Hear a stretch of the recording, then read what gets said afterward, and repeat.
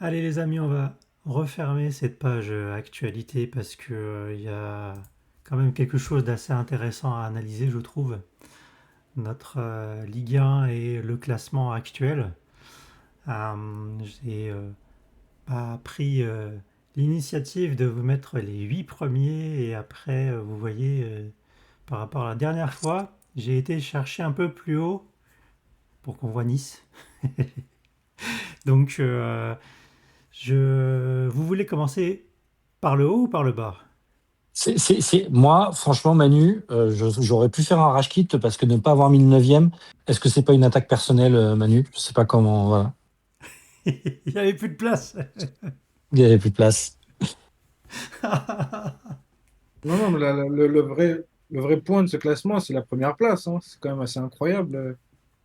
Moi, je m'y attendais vraiment pas. Alors oui, le PSG est un petit peu moins performant, mais c'est surtout Lens qui fait 5 mois qui sont absolument sublimes.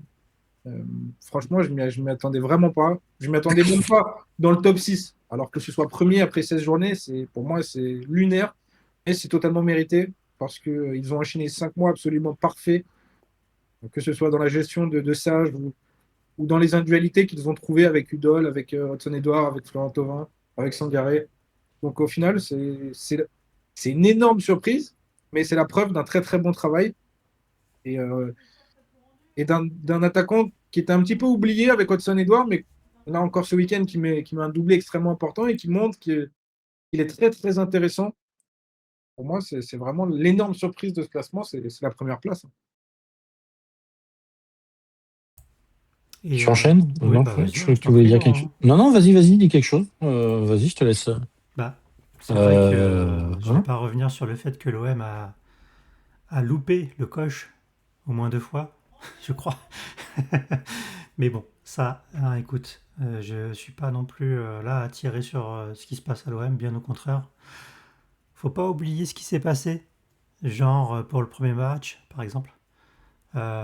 Et le fait que ben, il y a des nouveaux qui arrivent, qu'il faut les intégrer, que qu'on le veuille ou non, c'est pas toujours évident ben, de jouer avec une philosophie de jeu, de maîtrise et en Ligue 1 avec certaines équipes. Bref, vous connaissez la chanson, je vais pas m'étendre dessus.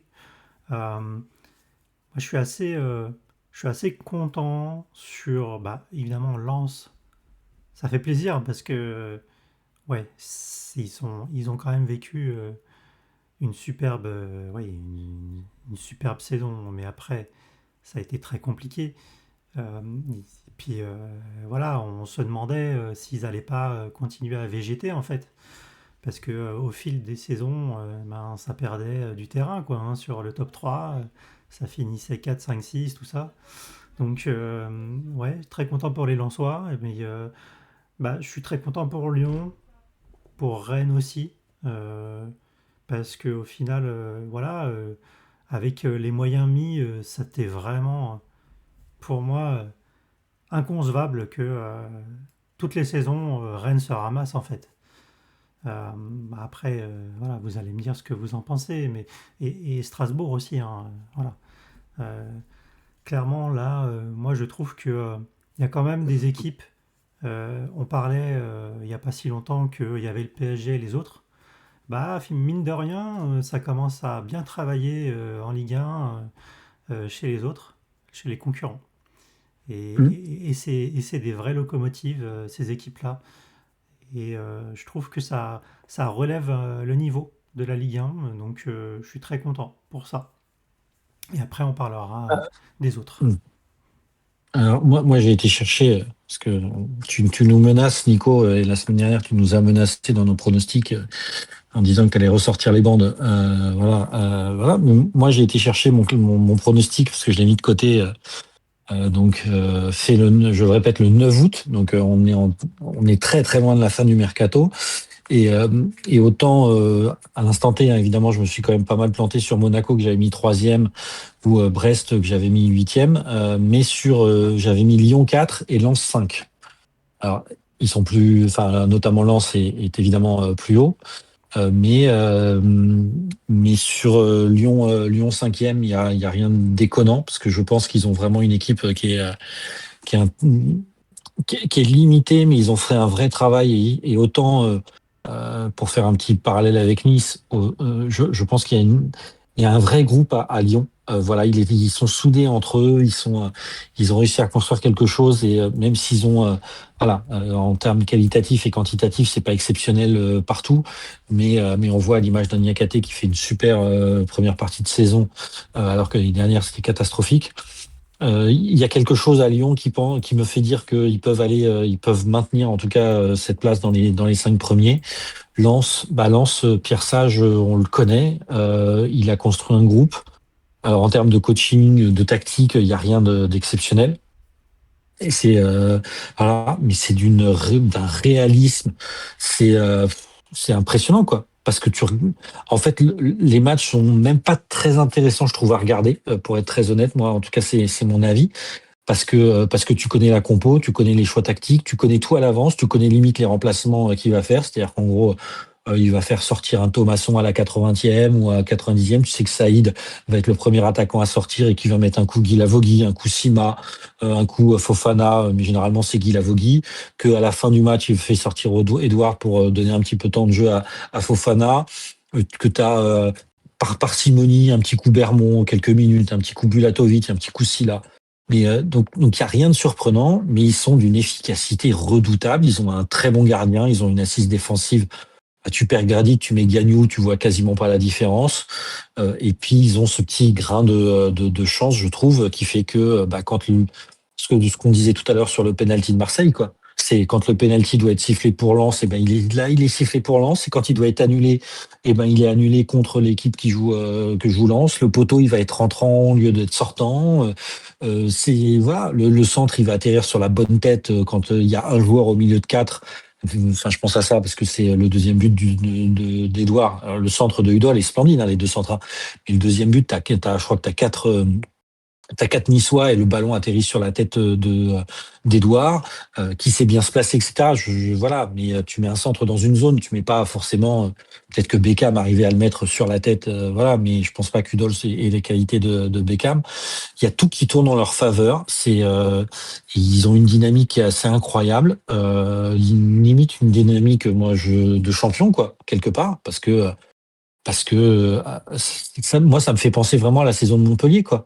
Giroud, il frappait les yeux fermés, ça rentrait, ou quand Burak Yılmaz aussi avec Lille. Je me souviens dans le derby avec du match Lille-Lens ou Lens-Lille, où il fait une frappe de son mauvais pied à 25 mètres qui finit en pleine lucarne. Voilà, tu te dis, il y a tout qui tourne pour eux, quoi. Mais je veux pas que ce soit mal interprété. Ils provoquent ça. C'est-à-dire, ils savent le provoquer, ils savent, voilà, même si Thauvin est moins bien depuis sa sélection là au mois d'octobre, ça change pas grand-chose en fait. Voilà, t'as d'autres trucs qui rentrent en compte. T'as Thomasson qui marche sur l'eau. On va voir les 2-3 matchs sans Sangaré. Est-ce que ça va le faire? Parce qu'ils n'ont perdu aussi que Sangaré pour la CAN. Donc voilà, il y a rien. Ils ont un match par semaine. Il y a rien qui peut les arrêter, selon moi, hormis éventuellement. Et ça, quand tu vois le contexte actuel, hormis s'il y a un club, je dis n'importe quoi, Crystal Palace arrive et pose 60 millions sur Sangaré parce qu'ils ont besoin d'un milieu de terrain.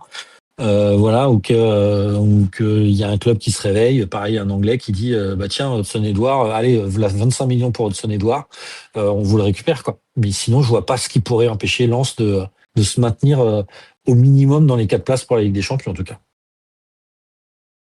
Oui, oui, oui. Eh ben, merci messieurs pour cette analyse du classement du haut Mm. de tableau.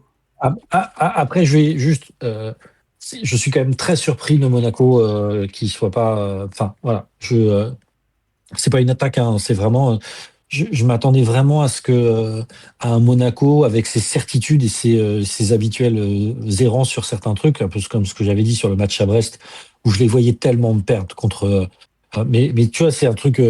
C'est pas parce que je sens mieux le foot que d'autres. Hein, si j'avais ce feeling du match d'un vendredi soir d'hiver avec la bruine gelée en Bretagne sur un match à 19h, je les voyais absolument pas gagner.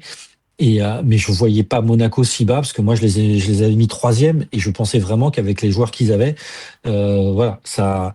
Après, à voir si Pocognoli il peut maintenir ce qu'ont fait les équipes, enfin les deux matchs contre Paris et Marseille sont vraiment très bons dans les intentions.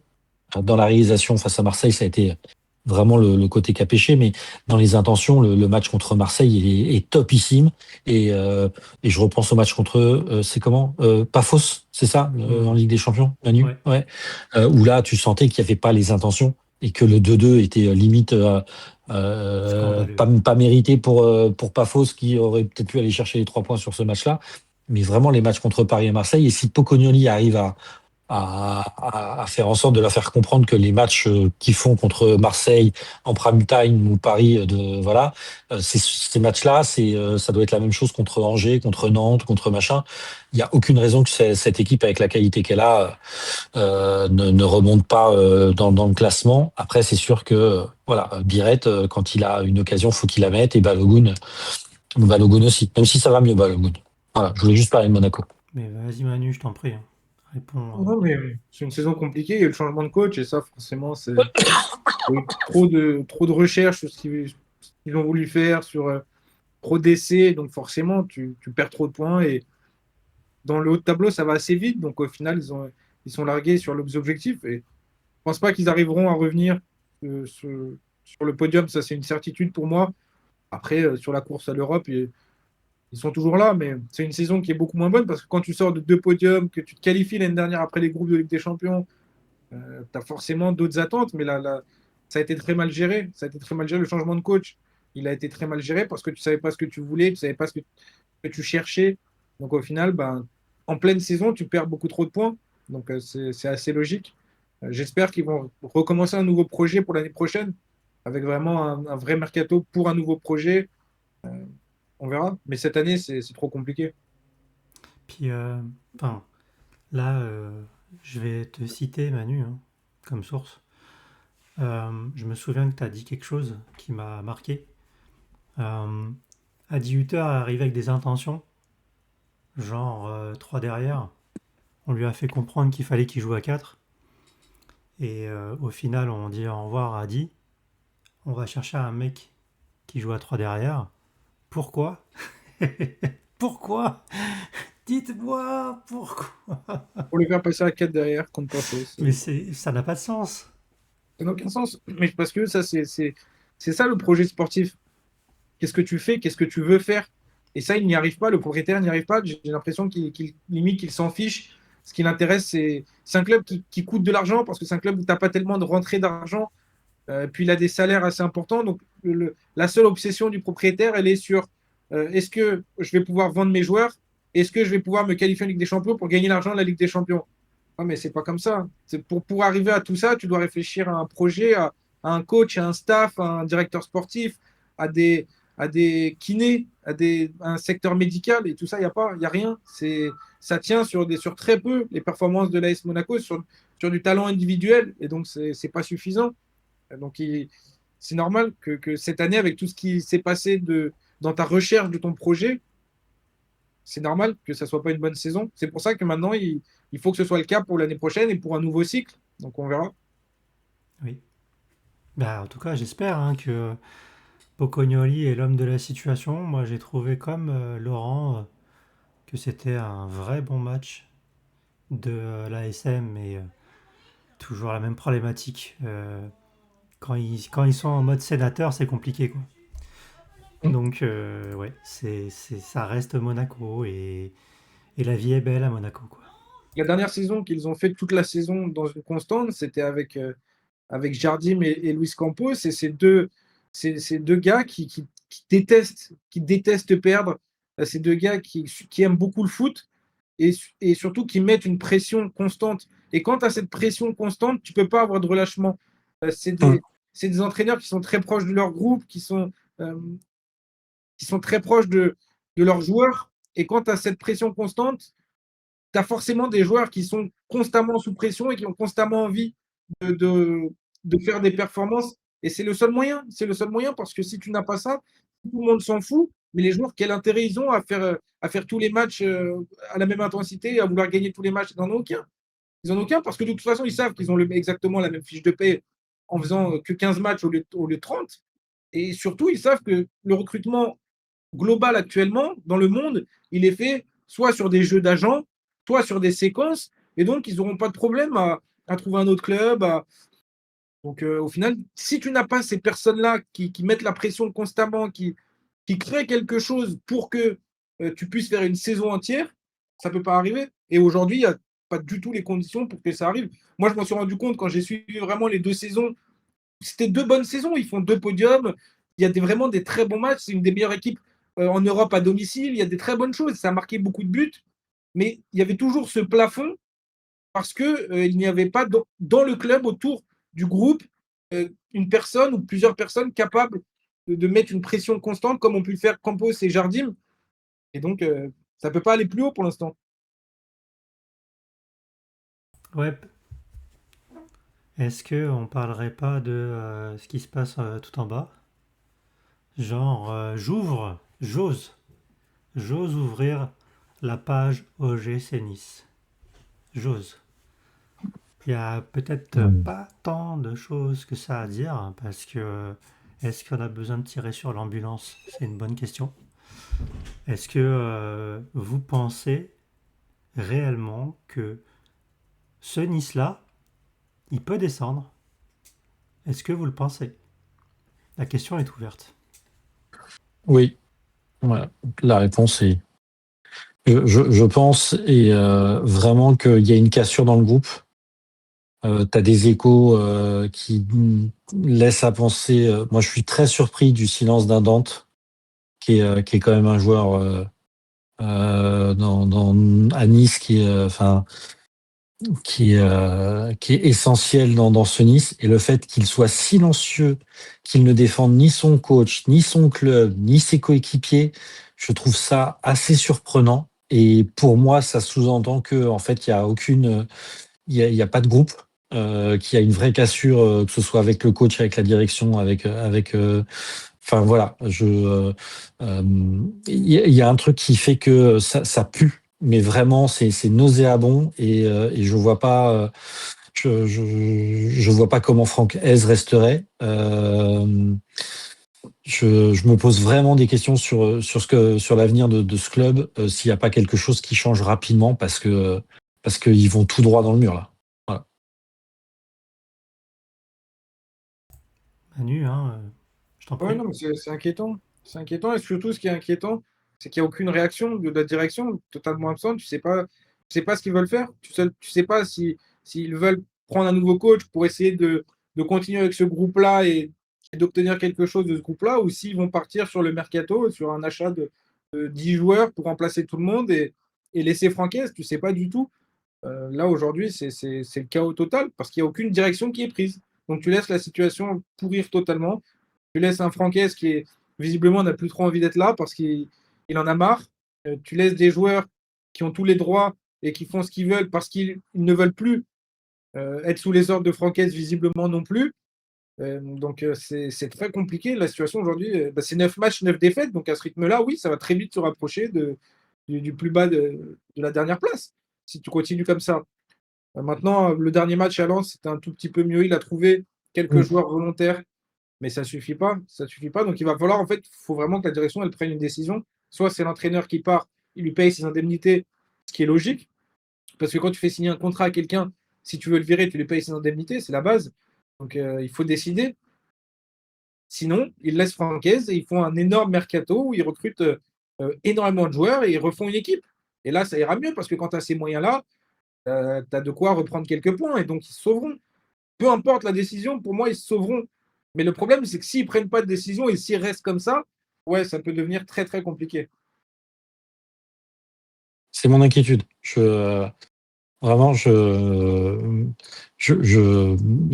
sais pas s'ils arriveront à prendre une décision, en fait. Parce Le problème, c'est que que, ça coûte de l'argent des deux côtés, en fait. Ça coûte de Mm. l'argent si tu veux licencier Francaise parce qu'il a un énorme salaire, ça va coûter, je ne sais pas, mais pas loin des 10 millions d'euros, un petit peu en dessous. Ouais. Bah, ils viennent de signer 3 ans et demi, hein, donc. Ouais, à 200 ou 300 000 euros par mois, donc tu fais le calcul, il n'y a pas besoin d'être prix Nobel de mathématiques. Et tu vas devoir embaucher un nouvel entraîneur, tu vas devoir embaucher un nouveau staff. Donc, ça, ce côté-là, il coûte de l'argent. Ton nouvel entraîneur, il va sûrement te demander 2 ou 3 joueurs.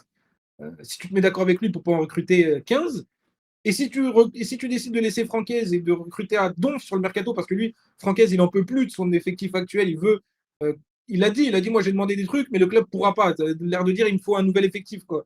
Si tu décides ça, ça coûte de l'argent aussi. Donc au final, les deux solutions, elles coûtent de l'argent et ils ont visiblement pas envie de mettre de l'argent. Donc c'est très compliqué.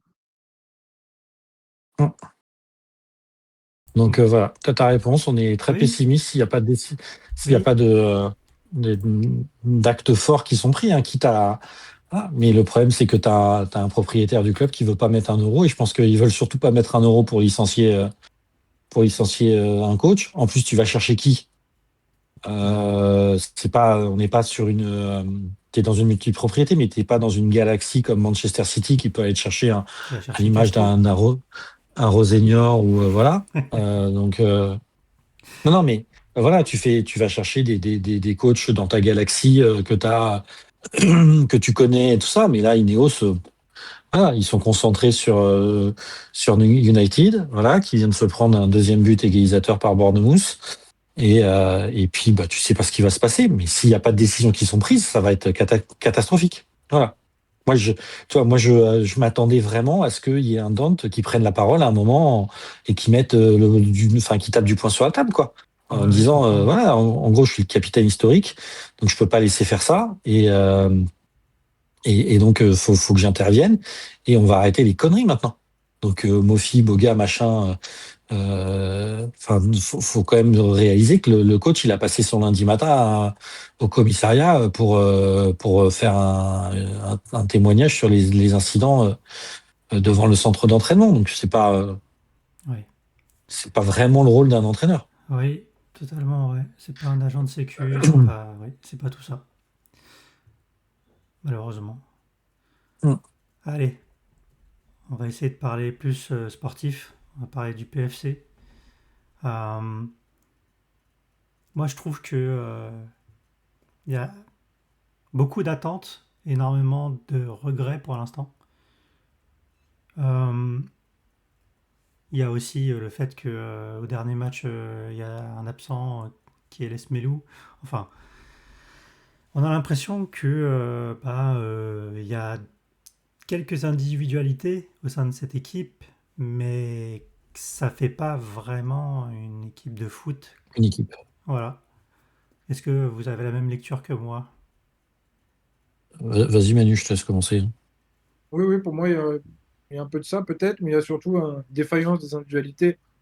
Quand tu vois qu'Otavio derrière, ça pose vraiment question. Devant, Ouais, il a totalement abandonné avec Goebbels et Crasso. Il en est même venu à mettre Iconé en pointe, ce qui ne fonctionne pas, ce qui est aberrant. Moses Simon, ça devait être une recrue importante et il n'a pas d'impact. Donc au Euh, final, il y a vraiment une défaillance des individualités et ça fait que ce qui a très bien fonctionné en début de saison, parce qu'il y a quand même une identité dans le jeu, une volonté dans le jeu. Tu ne peux pas la tenir si tu n'as pas les individualités pour, c'est impossible. Et malheureusement, quand tu n'as pas de ces individualités, il se passe ce qui s'est passé, c'est-à-dire ensuite une série très très négative avec un contenu qui ne ressemble plus à grand-chose parce que ce que tu essayes de créer dans le jeu, ça ne vient pas parce qu'offensivement, il n'y a pas grand-chose. Et l'ambition que tu laisses, que tu acceptes de concéder défensivement, elle est punie immédiatement par tout le monde en Ligue 1. Donc la situation aujourd'hui, elle est beaucoup plus compliquée, limite un peu inquiétante en termes de nombre de points, mais bon, moi je suis pas inquiet, je pense toujours qu'ils vont se maintenir parce que ils ont quand même fait et ils vont sûrement encore au mercato se renforcer parce qu'il y a des moyens assez incroyables. Donc je ne suis pas inquiet.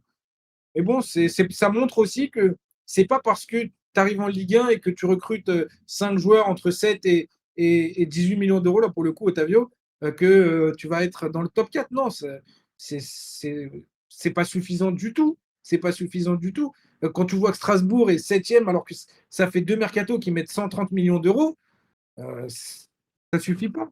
Donc c'est une petite déception, mais en même temps, c'est aussi l'apprentissage de la Ligue 1. C'est aussi le PFC, c'est par étapes que ça doit se faire. Je suis persuadé que cet été, ils vont faire un mercato beaucoup plus important encore et que le projet va se construire petit à petit par des mercatos.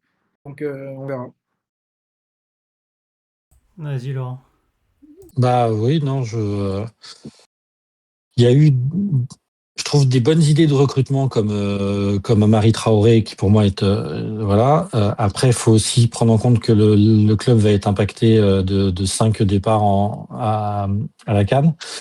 C'est le plus gros effectif avec Lorient en termes d'impact. Donc, je pense que là, et vraiment pour moi c'est important, mais le groupe est toujours derrière Gilly, et je pense que en tout cas il faut pas qu'il fasse l'erreur de virer Gilly, ce qui serait pour moi vraiment une grosse erreur de la part de la direction, parce que je pense pas que ce soit un problème de coach. Je pense que c'est vraiment un problème de joueurs et de niveau de joueurs. Simon, moi j'avais des échos comme quoi Nantes était content de le vendre à ce prix-là parce que en fait il est cramé. Et quand je vois ses prestations, j'ai tendance à me dire qu'effectivement, il est bien cramé. Voilà, parce que c'était quand même un des joueurs qui driblait le plus en Ligue 1. Et là, je sais même pas. Enfin, j'ai l'impression que son dernier dribble, il date de la saison dernière, quoi. Parce qu'il fait plus aucune différence. C'est limite triste à voir. Hein. Moses Simon, de le voir dans cet état-là. Donc là, bon, il va se changer les idées parce qu'il part à la CAN avec le Nigeria, contrairement à Mofi. Donc, je sais pas. Je me dis que c'est pas une des équipes les plus faibles sur le papier. Il faut qu'ils trouvent la bonne solution. Il faut qu'ils arrivent à construire un truc. Maxime Lomel, c'est un bon joueur. Marchetti est un bon joueur. Il faut absolument qu'ils arrivent à recruter un attaquant pendant le mercato d'été, fin d'hiver, pardon. Et s'ils arrivent à recruter un attaquant, ils se maintiendront. S'ils recrutent pas un attaquant, là, je vais me poser des questions par contre.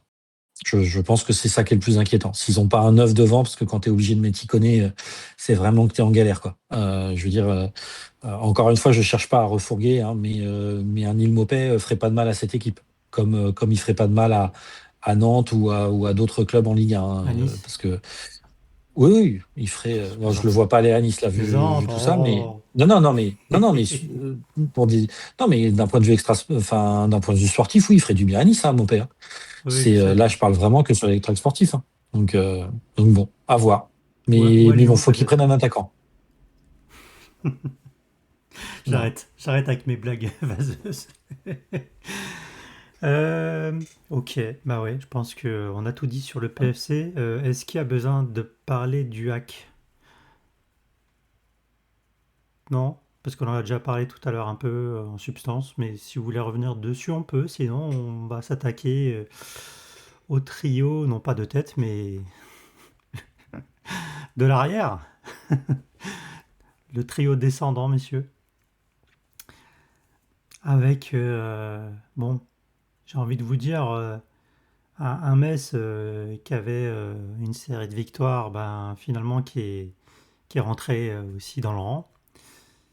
Nantes, est-ce qu'il y a besoin aussi de reparler de Nantes? J'ai l'impression que à chaque fois qu'on parle du bas de classement, on parle de Nantes. Donc, à un moment donné, bah, peut-être que le coup près va tomber. Mais vraiment, là où je suis très triste, c'est pour Auxerre, parce que ils ont une équipe quand même qui a de la gueule. Et top coach aussi, j'aime beaucoup. Et ça marche pas, quoi. Donc, j'aimerais bien avoir votre avis sur Auxerre. Une équipe qui va mieux Bah, aussi depuis ouais. quelques matchs. Voilà, cette défaite contre Lille, mais même dans cette défaite, il y a plusieurs séquences qui sont intéressantes. Ils arrivent à passer devant Lille plusieurs fois. Cette défaite, elle n'est pas problématique. Et avant ça, surtout, il y a trois très bons matchs avec pas mal de points. Donc, ils sont revenus. Ils étaient tout derniers. Ils étaient bons derniers. Hein. Ils sont revenus à une bataille. Et s'il y aura une bataille, je pense qu'ils peuvent se maintenir. De toute façon, moi, je t'ai dit la question. Ils ont décidé que Nantes allait descendre. Donc, la question va être qui va être la deuxième équipe désignée pour descendre directement. Voilà, c'est à peu près le seul enjeu. A priori, ce ne sera pas le PFC parce qu'il n'y a aucun intérêt à faire descendre un investisseur aussi important. Donc, ils vont choisir entre les autres équipes qui ils vont faire descendre sur la deuxième partie de saison. Et donc, je ne sais pas s'il y a grand intérêt à regarder un contenu sportif, mais pour Auxerre, il n'est pas mauvais en tout cas. Moi, je suis pas là-dedans, mais j'ai du mal à croire que ça puisse. Je sais pas, j'ai peut-être pas envie que ça, voilà, que ça se passe comme ça. Mais écoute, Auxerre, Pélissier a fait un super travail la saison dernière. C'est vrai que j'ai vu passer, je sais pas si c'est Winamax ou mon petit gazon, tu sais, un des tweets un peu moqueurs où qui a tweeté ton équipe, tout le monde salue le jeu de ton équipe, mais tu perds à chaque fois. Et c'est vrai que c'est un peu ça, c'est dur hein, pour Auxerre parce que vraiment ça joue bien, enfin bien, ça joue pas mal. Moi, je repense au match face à Lens qui perd 2-1. Alors que si le foot avait un peu de, s'il y avait un dieu du foot, il aurait fait gagner 2-1 Auxerre, parce que sur ce match-là, Auxerre mérite plus que Lens sa victoire. Et au final, pourtant, c'est Lens qui a été plus efficace et qui a donc gagné ce match. Et il y en a d'autres. Là, là, t'es mené 1-0, t'as un carton rouge, tu mènes 2-1, derrière, enfin, ça passe à 3-3 et tu te prends un quatrième but. Enfin, il y a rien qui va et c'est des mauvais signes, je trouve. Voilà. Donc, moi, je suis inquiet pour Auxerre. Plus sur les signes que sur le jeu. J'ai peur que que ça tourne pas, voilà, que cette saison, ça tourne pas dans le bon sens. Donc on verra, mais c'est dommage parce que Pellissier est un super coach, qui a des joueurs super intéressants, hein, que ce soit un Danois. Alors El Azouzi a pété un câble hier, mais ça reste un bon joueur. Sinayoko, ça reste un attaquant intéressant. Et t'as d'autres joueurs à Auxerre qui sont Même intéressants. Léon, hein, le gardien. Voilà. Oui, Léon, moi je me souviens de sa première saison, ça avait été très très compliqué sa première saison. Mais là, il enchaîne une deuxième saison assez intéressante, plutôt de bon niveau. C'est pas le meilleur gardien de Ligue 1, mais c'est loin d'être le pire. Donc franchement, voilà. Mais il faut pas il va falloir qu'à un moment ils aillent chercher des points, hein. Oui, Parce que seconde les partie, hein. mathématiques, Seconde voilà, partie de saison, hein. comme disait un grand philosophe Manu, il n'y a pas besoin de faire maths spé pour faire des calculs. 0 plus 0, bah ça égale Ligue 2 hein, à un moment. Voilà. Heureusement, ils font des victoires parfois et des matchs nuls, mais ok, je vois ce que tu veux Ouais. dire. Donc,